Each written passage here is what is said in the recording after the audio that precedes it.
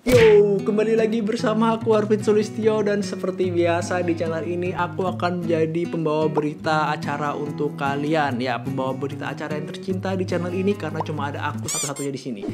Dan seperti yang kita ketahui, beberapa hari belakangan ini sangat banyak kejadian yang terjadi di dunia timur ini. Dan kalau kita bahas satu-satu semuanya, pasti durasi dari video ini akan sangat-sangatlah panjang. Jadi sekarang udah aku siapkan 1-2 berita yang menarik perhatian aku dan aku mau sampaikan di kesempatan kali ini. So, tanpa basa-basi lagi, karena kalian juga sudah penasaran, kita langsung mulai aja ke videonya.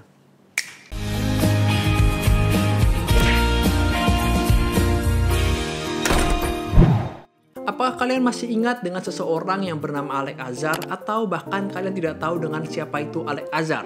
Baik, sekarang secara singkat aku kasih tahu ke kalian siapa itu Alex Azar. Ia merupakan seseorang yang datang ke Taiwan pada bulan Agustus kemarin. Ia merupakan seorang pejabat tinggi pertama dari Amerika yang datang secara ofisial ke Taiwan setelah berpuluh-puluh tahun Amerika melupakan Taiwan. Jelas aksi ini memicu kemarahan dari pemerintah China.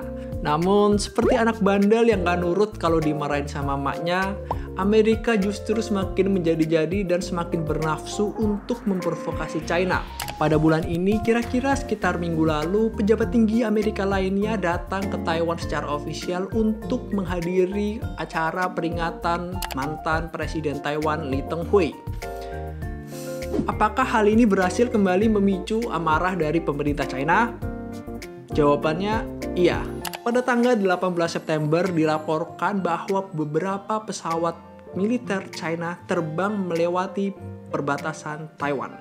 Namun sebelum kita membahas lebih lanjut mengenai amarah dari pemerintah China ini, terlebih dahulu aku sudah menyiapkan berita yang tidak kalah menariknya. So, let's check it out. Tak berselang lama setelah pejabat tinggi Amerika Keith Krach datang mengunjungi Taiwan, terjadilah kehebohan di dunia maya, tepatnya di situs Twitter. Hal ini terjadi setelah perwakilan Taiwan untuk Amerika Serikat yaitu Bi Kim Xiao mengubah keterangan di profil Twitternya menjadi Taiwan Ambassador to the US. Jika di Indonesia kan ini berarti adalah Duta Besar Taiwan untuk Amerika Serikat. Sebuah langkah yang mengejutkan, bukan? Seperti yang kita ketahui bahwa Taiwan sangatlah jarang mendapatkan pengakuan dari negara-negara lain.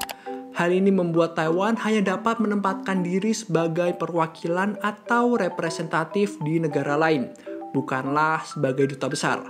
Jadi, apakah hal ini dengan kedatangan Keith Krach ke Taiwan merupakan kejadian yang saling berhubungan? Atau ini hanya kebetulan semata? Lalu, bagaimana dengan kelanjutan kejadian ini? Setelah publik dihebohkan dengan kejadian ini, akhirnya ia sendiri, Bi Kim Xiao, perwakilan Taiwan untuk Amerika Serikat, memberikan tanggapannya seperti ini. Maaf sudah mengecewakan, namun duta besar adalah panggilan yang sering ditujukan kepadaku. Dan itu juga merupakan job desk dari pekerjaanku. Gelarku tetaplah sebagai perwakilan atau representatif. Kantor perwakilan ekonomi dan budaya Taipei saat berhubungan dengan pemerintah Amerika Serikat. Jadi ini hanya keisengan semata dari Bi Kim Xiao atau ada motif lain di balik kejadian ini?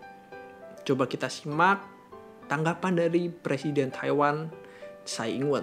Dilansir dari South China Morning Post, Tsai Ing-wen mengatakan bahwa Bi Kim Xiao akan selalu bekerja keras untuk Taiwan tanpa mempedulikan apa gelar yang dimiliki olehnya. Ya, kalian pasti lebih pintar daripada aku sih. So, kalau kalian tahu apa maksudnya, kalian bisa tinggalin semua itu di kolom komentar di bawah ini sehingga kita bisa saling berdiskusi, dan ingat tetap jaga perkataan kalian dan saling menghargai pendapat dari orang lain. Kita beralih ke berita berikutnya. Berikutnya, kita akan membahas mengenai tanggapan pemerintah China atas provokasi yang dilakukan oleh Taiwan dan Amerika. Setelah tanggal 18 September, pemerintah China mengirimkan pesawat militernya terbang melewati perbatasan Taiwan.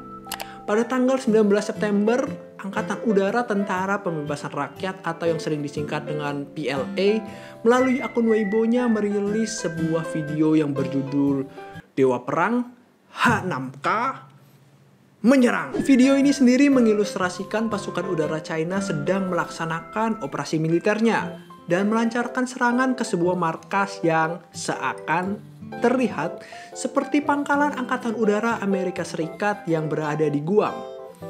Untuk info tambahan, diberitakan bahwa Guam sendiri merupakan kunci Amerika Serikat untuk merespon segala konflik yang terjadi di Asia Pasifik. Lebih lanjut, berdasarkan media yang berasal dari China yaitu Global Times, melalui judul yang cukup mengundang perhatian mengatakan bahwa mereka mengada-ngada jika menganggap bahwa video ini merupakan simulasi serangan ke pangkalan Angkatan Udara Amerika Serikat yang berada di Guam. Karena video ini hanya ingin menunjukkan bahwa China mempunyai kemampuan untuk melakukan serangan balik jika mereka mendapatkan serangan dari pihak asing. Lebih lanjut lagi dikatakan bahwa China tidak akan melakukan serangan terlebih dahulu jika mereka tidak terprovokasi atau terancam. Karena pada dasarnya operasi militer China bersifat bertahan. Lalu bagaimana tanggapan dari pihak militer Amerika Serikat sendiri? Secara singkat dan tegas mereka mengatakan bahwa ya jelas video ini merupakan sebuah video propaganda yang dirancang untuk menekan dan menimbulkan kebencian kepada kami. Oke, bagian yang serius dari berita ini udah aku sampaikan dan sekarang aku mau menyampaikan sisi lain dari berita ini yang gak kalah menariknya.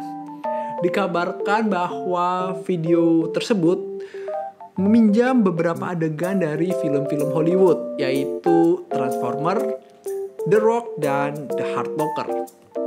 Kalau kalian penasaran seperti apa, berikut cuplikannya.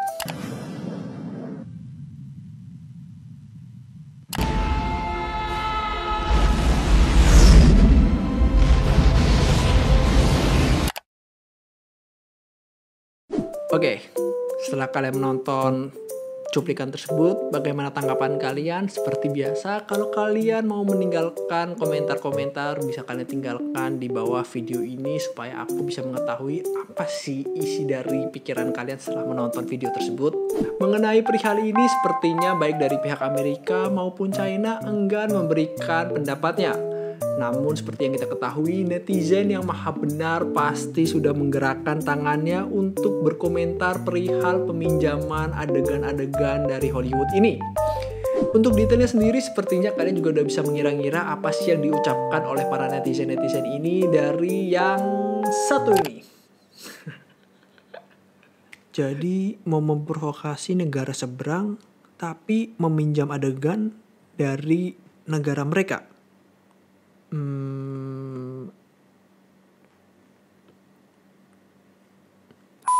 Buat kalian yang masih nonton sampai saat ini, terima kasih banget. Dan sekarang akhirnya kita sampai di bagian dimana aku akan membagikan sebuah video untuk kita tonton bersama-sama. Dan ini merupakan video favorit aku minggu ini.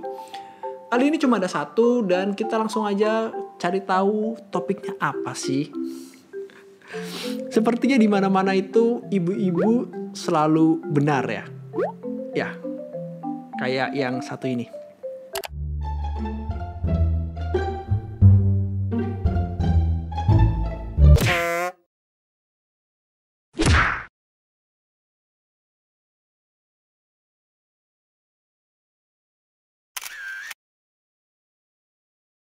Oke, jadi sekian aja untuk video kali ini. Dan seperti biasa, kalau kalian suka dengan video ini, kalian bisa hit tombol like-nya. Dan kalau kalian nggak suka dengan video ini, kalian bisa hit tombol dislike-nya.